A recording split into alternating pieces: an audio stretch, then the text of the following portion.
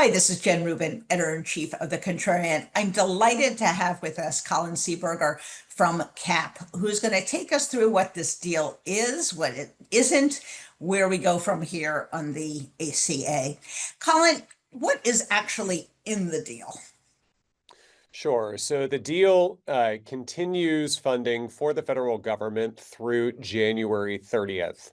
It also includes full year funding for three main pillars of the government, including uh, military construction and Veterans Affairs, the legislative branch, as well as the Agriculture Department. So it is particularly important that funding for the Agriculture Department has been included through the end of the fiscal year. So that way, come the end of January 30th, if the government doesn't have a bipartisan agreement to fund the government thereafter, folks who rely on the SNAP program, who have watched this administration rip food assistance away from them as a political weapon throughout the shutdown fight, should have the certainty that they need, that they will be able to get the food assistance that they rely on in the event that there is another shutdown. Got it. Now, this doesn't undo the big awful bill, correct? In other words, there were some serious cuts and changes in the SNAP program, though nothing in this deal prevents that or mitigates that. Is that correct? That's correct. There are about 4 million people who are on the SNAP program that the big, beautiful bill puts a bullseye on their nutrition assistance in order to be able to eat. None of those folks are saved by this continuing resolution. It continues to put their benefits at risk. Of course, there are 14 million people whose health coverage is at risk because of the big, beautiful bill enacting record cut to Medicaid, as well as making really devastating changes to the Affordable Care Act, including driving up premiums, doubling premiums for millions, tens of millions of Americans. Now, explain this vote, if you can. And by the way, that's not in the text of the bill. So presumably there's like a pinky promise someplace or it's written on a napkin someplace. But what is the agreement on the vote? How many votes are they going to need? What is the vote? And what happens after that vote? You're exactly right. This has not been prescribed in legislative text. We actually don't know what vote is going to end up actually coming up for an up or down vote in the Senate. It will be from what we understand, a 60 vote threshold. So it won't be just a simple majority vote. It will need to have bipartisan support in order to get through the Senate. And yeah, we don't know what the specific proposal is. However, we do know that Democrats, particularly, the Democrats who have been, at the table, as well as the ranking member on the Senate Finance Committee, will be playing kind of a leading role in crafting whatever the package is that ends up coming up for a vote in the second week of December.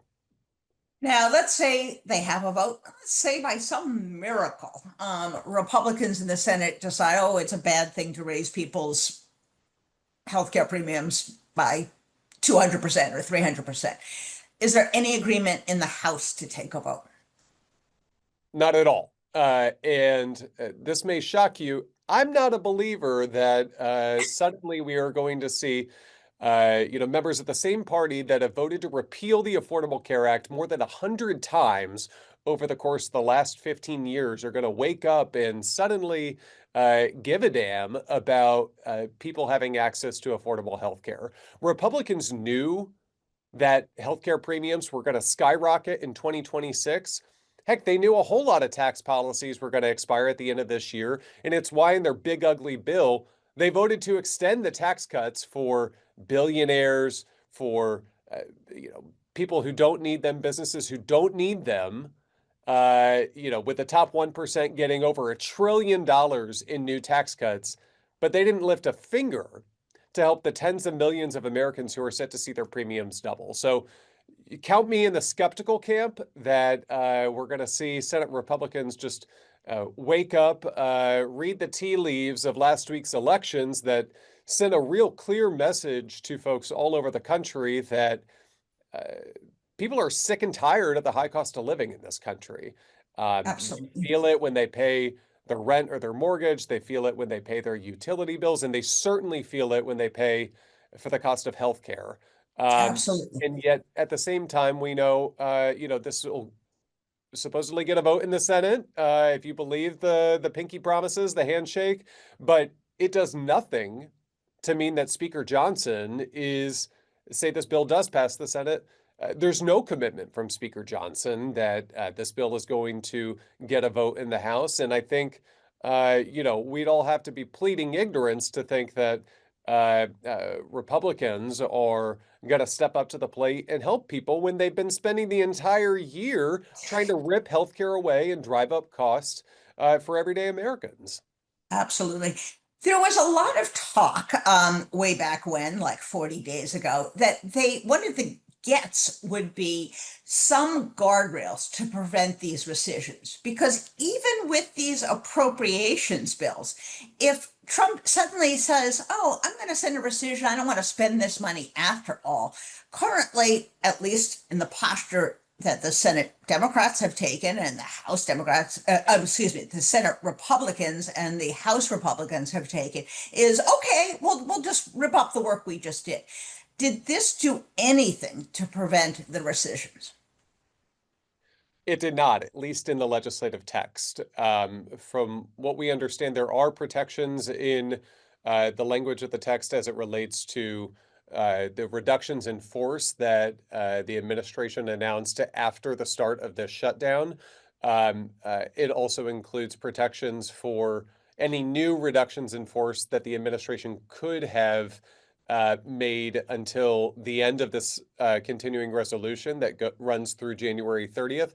But no, it includes no protections on rescissions, on impoundments, limitations on the administration for how they can or cannot transfer funding from different accounts to fulfill its own priorities. And so, yeah, I think that is going to be a huge topic that members are going to be looking at as government funding runs out, seemingly at the end of January, particularly against a backdrop if Republicans fail to do anything on healthcare and they show that they reveal themselves as just not credible partners in trying to serve the American people's best interest. Now, you mentioned the RIFs and the back pay. I seem to remember that those were required by law anyway. That's right. And in fact, people have gone to court, allies of ours have gone to court to say you can't fire people in the middle of a shutdown. In fact, there's an anti-deficiency act that Donald Trump signed, for goodness sakes, and you have to give people back pay. So this essentially just says you have to do what the law required you to do anyway. Is that what they got? Slightly. So the law actually prescribes that once a shutdown has begun, the government can't initiate new plans for instituting a reduction in force. It can implement a reduction in force that had been pre-planned prior to a government shutdown. Okay. However, what this bill would include is that there are no reductions in force that the administration is allowed to initiate in or for the remainder of this temporary government funding bill, which Got is a very modest, a very little tiny modest. thing. Yeah. If we're looking for any silver linings here, a very modest silver lining in that there are limitations on the reductions in force the administration can put in place through January 30th. And the back pay for both the furloughed workers as well as the essential workers who are working without pay, that has been required by law. And this just says you got to follow the law. Is that fair? That's correct. Whether that ends up happening, who knows? We've seen this administration. They don't really seem to care about following the law. But that is what the language kind of recertifies as what statute dictates. Got it. Now let's come back and finish on this, which is the ACA, which is kind of where this started. Understanding, by the way, that at the beginning of the shutdown, Democrats also said they were going to attack the enormous cuts on Medicaid, and that kind of went by the wayside as things went along. But let's just talk about the ACA right now.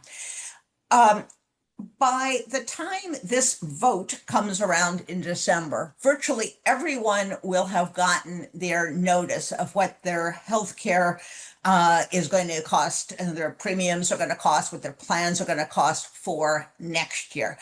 Does that provide any additional sway, any additional arguments for Democrats, understanding that Republicans probably don't give a damn anyway? At least there will be a understanding amongst the voters that they are being screwed, and this is literally the price of getting screwed.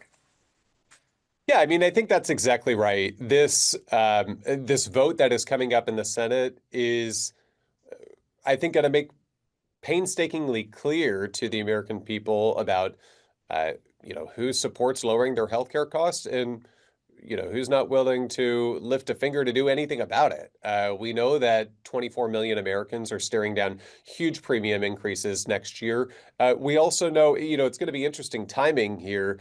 Folks are supposed to pay their January premiums in the middle of December, right around the time that this vote is supposed to be coming up in the Senate. So, I think if you are Dan Sullivan, if you are John Husted, or if you are, Susan Collins. Susan Collins, anybody who's supposed to go to your voters next year and say, I'm fighting for you, how you can do that with a straight face at the same time that you are really punishing people to, we're talking about in some cases, there are, couples out there who are seeing their healthcare costs go from a few $1,000s a year to $26,000 a year. It's crazy. Yes. And to think that, they're going to be able to go home and defend these votes is ludicrous. So, I think the pressure is going to continue to build as we get to the middle of December.